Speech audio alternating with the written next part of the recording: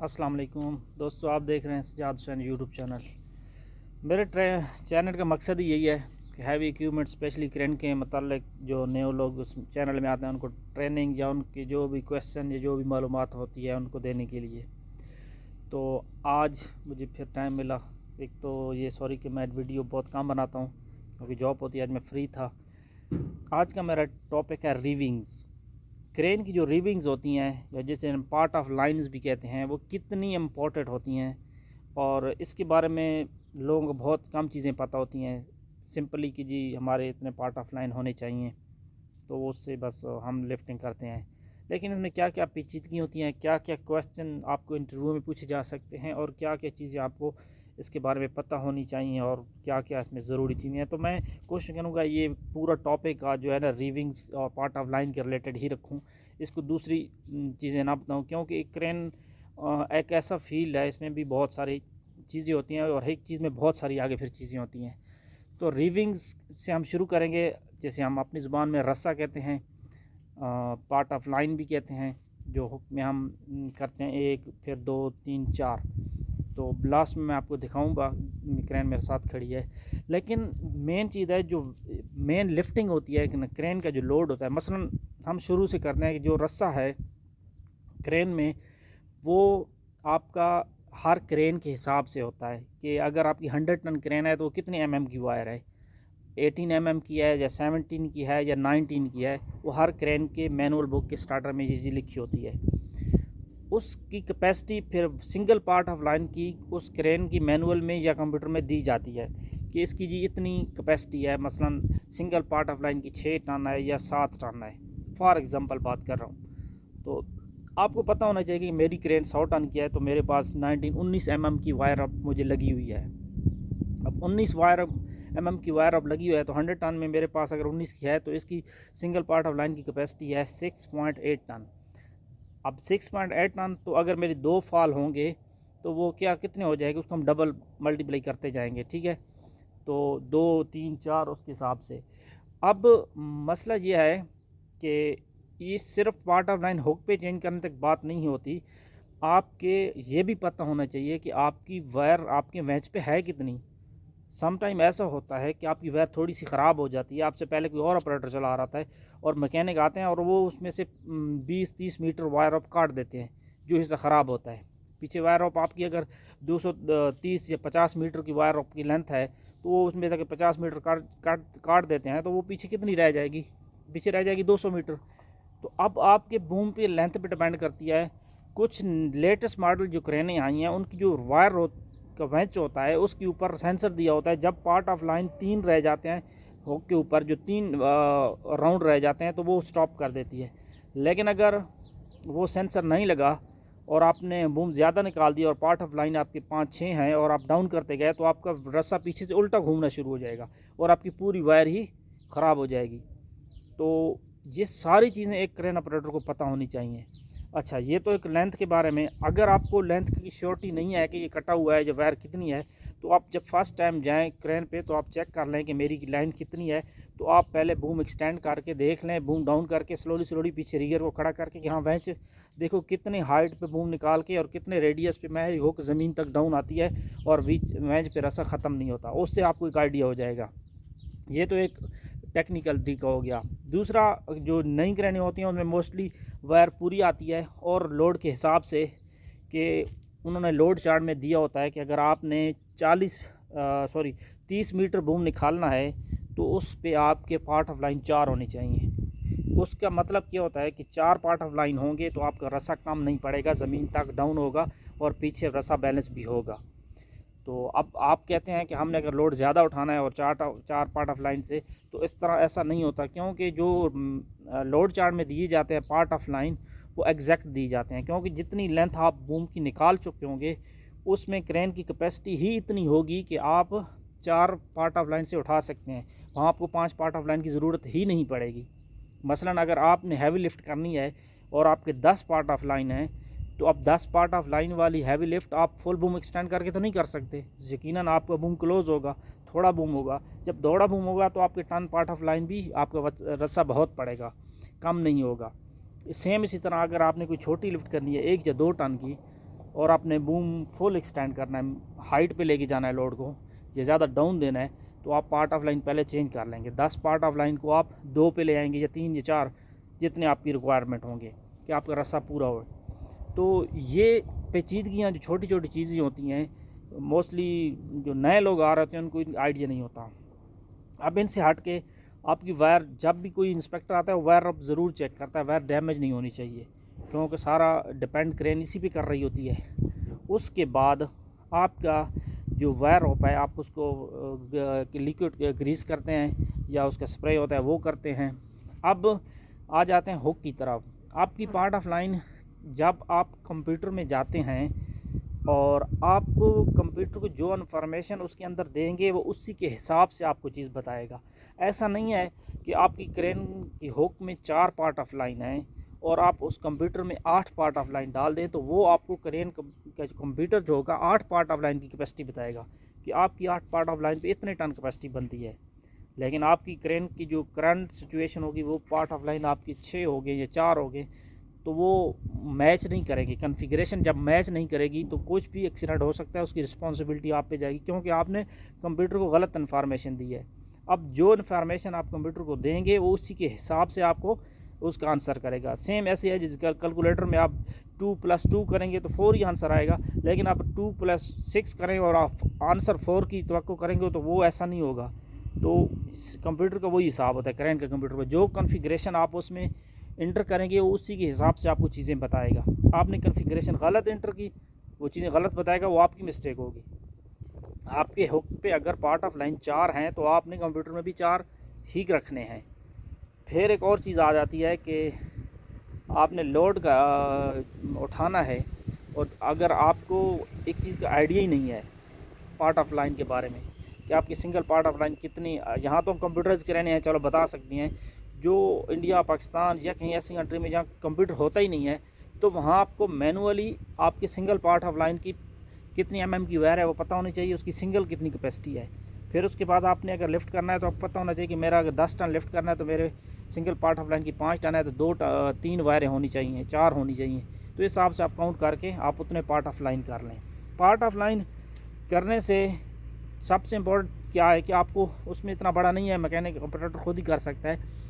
आपको एक पेपर आता है मैनुअल बुक में जिसको रिविंग्स के नाम पे मेंशन किया होता है, उसके सब्जेक्ट रिविंग होता है। रिविंग के नाम से उस सब्जेक्ट में आप जाएंगे तो उस पर आपको एक पेज मिलेगा कि आपने अपनी रिविंग्स को कैसे इंक्रीज़ या डिक्रीज़ करना है, उसको बढ़ाना या घटाना कैसे है। जो टॉप से लाइन आएगी ऊपर से सीधी आके, अगर आपने 5 उसमें ऑप्शन दिए होते हैं 3, 4, 5, 6 कि आपको जितनी पार्ट ऑफ लाइन करने हैं उनको चेंज करने का या ज़्यादा या कम करने का तरीका क्या है। क्योंकि अगर आप उसके हिसाब से नहीं करेंगे, गलत करेंगे तो हुक आपकी घूम जाएगी। तो उसके हिसाब से आप करेंगे तो वहाँ निशान दिया होता है ऊपर से तीर का कि ये टॉप वाली फर्स्ट पुली से होके नीचे हुक में जाएगी, हुक वाली फर्स्ट पुली से होके ऊपर जाएगी, ऊपर कौन सी पुली से जाना है। अगर आपने रिंग फुल करनी है, 5 शीव वाली हुक है तो आपने 10 करनी है तो फिर तो वो तरतीब से जाएंगी। लेकिन अगर 5 शीव वाली हुक ब्लॉक में हमने 4 पार्ट ऑफ लाइन कर रहे हैं तो फिर वो आपको वो कॉन्फ़िगरेशन वहाँ से देखनी पड़ेगी, वो इजी रहेगी। आप अपने अंदाजे से कर सकते हैं, लेकिन बेहतर है जो मैनुअल बुक में जो कंपनी क्रेन बनाती है, जो उसने चीज़ दी होती है, अगर उसके हिसाब से करेंगे तो वो मच बेटर है, बहुत अच्छी रहेगी। तो वो आपको वहाँ से मिल जाएगी, ठीक है। अब आ जाता है कि हुक में आपकी जो एक फॉर एग्ज़ाम्पल आपके पास हुक ही नहीं है, 30 टन की हुक है और 30 टन की हुक में आपको लोड आ जाता है बड़ा और आपको इस चीज़ का पता ही नहीं है कि मुझे रिमिंग कितनी चाहिए, तो इम्पॉसिबल कि आपके पास 100 टन की भी क्रेन हो तो आपके पास हुक ही नहीं है तो क्या फ़ायदा। साइडों में अक्सर ये होता है कि आपकी 100 टन की क्रेन है तो साइड पे पता चलता है कि 100 टन की क्रेन आ गई है, लेकिन 100 टन की क्रेन के साथ कंपनी ने हुक ही भेजी नहीं है, हुक 30 टन की है, तो वो बोलेंगे ये कैसे पहुँचे, 100 टन की क्रेन है ये, हमें तो 50 टन उठवाना है। लेकिन ये ऑपरेटर का काम होता है कि उनको एक्सप्लेन करे कि जी सर मेरे पास तो हुक ही नहीं है, आपको अगर 50 टन उठाना है, 40 टन उठाना है तो हुक बड़ी चाहिए मुझे। तो वो बड़ी हुक होगी तभी आपको फ़ायदा है, क्योंकि छोटी हुक में इतनी रिविंग्स ही नहीं होगी कि आप पार्ट ऑफ लाइन उसमें एक्सटेंड कर सकें। तो ये हर चीज़ आपसे क्वेश्चन पूछा भी जा सकता है इंटरव्यू में भी और प्रैक्टिकल लाइफ में भी, ये चीज़ें आपको पता होनी चाहिए। अगर आप कहीं साइड पे जा रहे हैं और वहाँ पे आपको हुक अवेलेबल नहीं है, आपकी क्रेन के साथ छोटी हुक है, बड़ा कोई काम आ जाता है, तो क्या आप कोई और हुक यूज़ कर सकते हैं? डेफिनेटली आप हुक यूज़ कर सकते हैं, लेकिन उसके लिए मेन थिंग यह है कि आपके पास वायर कौन सी लगी हुई है। मसलन कि आपके पास वायर लगी हुई है 19 की, और जो हुक आती है वो कौन सी क्रेन की है, और उसमें पुली कौन सी लगी हुई है। क्या हुक और पुली सेम है? मतलब क्योंकि उसका जो डाया होता है ना, कि जो पुली होती है उसके अंदर वायर बैठ जाती है। ये तो नहीं कि डाया वो पुली छोटी हो और वायर आपकी मोटी हो तो वो पुली को तोड़ देगी। तो इस हिसाब से आपके पास वो जो चीज़ें मैच करती हैं, कोई सी भी मॉडल हो, लिबर की टैरेक्स लिबर को लग सकती है, उसमें इतना इशू नहीं है, इमरजेंसी तौर पर यूज़ कर सकते हैं, लेकिन वो सेम पुली और उसकी डाया जो वायर का होता है वो मैच करता हो। क्योंकि मोस्टली क्रेनों में जैसे 100 टन में अगर 19 की वायर आ रही है तो टैरेक्स में भी 19 की होगी, और लेबर में भी और टडानों में भी तो मोस्टली सेम ही होती हैं, तो आप वो यूज़ कर सकते हैं। लेकिन यूज़ करने का तरीकाकार वही होगा, आपने रिविंग उसी तरह भरनी है ताकि आपकी सीधियाँ हुक टर्न ना करे, और दूसरी बात यह है कि आपकी वायर उसके साथ मैच करनी चाहिए। तो मैं आपको अभी हुक दिखा भी देता हूँ कि मेरे पास क्रेन खड़ी हुई है, तो इस पे मैंने अभी 7 पार्ट ऑफ लाइन की हुई हैं। तो 7 पार्ट ऑफ लाइन, हालांकि ये 3 शीप वाली हुक है, लेकिन हमने 7 पार्ट ऑफ लाइन की हुई हैं, ये आप देख सकते हैं। ठीक है, ये इसकी 3 शीव्स हैं, 1 2 3। ठीक है, ऊपर शीव्स आप देखें उसमें 5 हैं। तो ये कन्फिग्रेशन जिस तरह बुक में दी होती है उस हिसाब से मैंने इसमें की हुई है। ये 3 हो गई और ये 3 हो गई। ठीक है, और ये जो 7वीं है ना, 7वीं इसके हुक में आगे अटैच हो रही है यहाँ पे। तो इसमें मैक्सिमम 7 ही हो सकती हैं पार्ट ऑफ लाइन, 8 नहीं हो सकते। ठीक है, अब इस क्रेन में और मोस्टली अभी एक नया सिस्टम ये दे रहे हैं कि जैसे ये 6 पार्ट ऑफ लाइन की, ये क्या कहते हैं 7 पार्ट ऑफ लाइन की हुक है। अब मुझे इस पर सिर्फ 2 भी चाहिए तो मैं यूज़ कर सकता हूँ, 2 पार्ट ऑफ लाइन भी इसके खोल के सिर्फ 2 यूज़ कर लूँ। और ये साइड में एक्स्ट्रा काउंटर वेट दिए हैं छोटे छोटे, ये 1 2 3 4 5 6। अब ये 6 इधर है, 6 इधर है। ठीक है, 12। अब इनका एक्स्ट्रा वेट इसलिए कि अब 7 पार्ट ऑफ लाइन है तो ये इसको ज़्यादा वेट चाहिए, तो ये मैंने ऐड कर दिए। अगर मुझे 2 पार्ट ऑफ लाइन के यूज़ करने हैं, छोटा काम है, तो ये साइड वाले मैं काउंटर वेट सारे रिमूव करके क्रेन में रख दूंगा। उससे क्या होता है कि ये खाम खा का 300 kg का ये लोड है इनका, ये 300 kg निकल जाएगा, मेरे पास ये हुक रह जाएगी सिर्फ 300 kg की, जिसका टोटल वेट है 600 kg। जब 600 kg में मुझे, लेकिन अगर मुझे 7 पार्ट ऑफ लाइन या 6 पार्ट ऑफ लाइन चाहिए तो मुझे पक्का ये 600 kg हुक बनानी पड़ेगी। क्यों? उसकी वजह ये है कि मैं जब बूम ज़्यादा एक्सटेंड करूँगा और अगर ये मेरे हुक नहीं लगे हुए होंगे ये पार्ट्स, ये तो मेरी हुक डाउन ही नहीं होगी, पीछे रस्सा वेंच से लूज़ हो जाएगा, क्योंकि इसमें वेट कम है और वायर बूम हाइट ज़्यादा हो जाती है। तो जब आप हुक डाउन करेंगे तो हुक डाउन नहीं आएगी, क्योंकि हुक को डाउन आने के लिए वेट चाहिए, वो अपने वेट से डाउन होती है, क्योंकि पीछे तो रस्सा होता है, जो रस्सा वेंच होता है वो उसको जब डाउन करता है सिर्फ डाउन ही करता है, बाकी इसका नीचे का काम इसको अपना वज़न नीचे लेके आता है। अगर इसमें ये वज़न ही नहीं होगा तो ये 6-7 पार्ट ऑफ लाइन पे ये डाउन नहीं आएगी। ज़्यादा boom extend 1-2 piece boom 20 metre तक आ जाएगी, 25 तक, लेकिन अगर 40 मीटर बूम आपने निकाल दिया है तो ये डाउन नहीं आएगी। फिर ये डाउन नहीं आएगी, पीछे थोड़ा सा ही रस्सा एक बार आपका लूज़ हो गया तो खलास आपका रस्सा ख़राब हो जाएगा, उसके लिए बहुत टेंशन हो जाती है फिर। तो ये बहुत इंपॉर्टेंट है कि आपको इस किस्म की सिचुएशन में यही चीज़ें पता होनी चाहिए कि मेरी हुक में वेट पूरा। कई हुक होती हैं फिक्स्ड आ रही हैं, लेकिन ये फिक्स नहीं है, ये आप देख रहे हैं।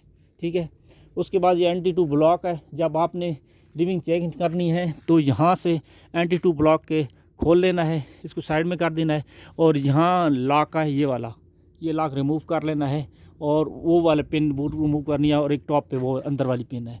बस ये 2 पिन रिमूव करनी है, और रिमूव करके ये पिन और ये चारों पिन रिमूव कर देनी, ये खुल जाएंगे। हुक को नीचे रख देना, डाउन करके अपने रस्से निकाल लेना सीधा करके। उसके बाद आपने वो पेपर लेके वो ऊपर से जो टॉप वाली आएगी, कि वहाँ से जो टॉप वाली आ रही है कि वो इसमें आनी है या इसमें आनी है, वो आपको पेपर से लिखा होगा, उस पेपर में निशान दिया होगा कि आपने अगर 6 पार्ट ऑफ लाइन करनी है तो इसमें आनी चाहिए या इसमें आनी चाहिए। तो उस हिसाब से आप लेके आएंगे, इसमें लेके आएंगे, इसमें वो उसमें पूरा दिया होता है। आप भरेंगे पूरी वायर को, भर के यहाँ से आप देखेंगे कि अगर आपने 7-6 करने हैं तो ये पुली दी है, ये वाली, ये पॉइंट दिया है, उसमें आपने ज्वाइन करना है और ये वाला लाख जो है ये वाल उधर लगा देना, ये 6 हो जाएंगे। अभी ये इसके 7 पार्ट ऑफ लाइन है।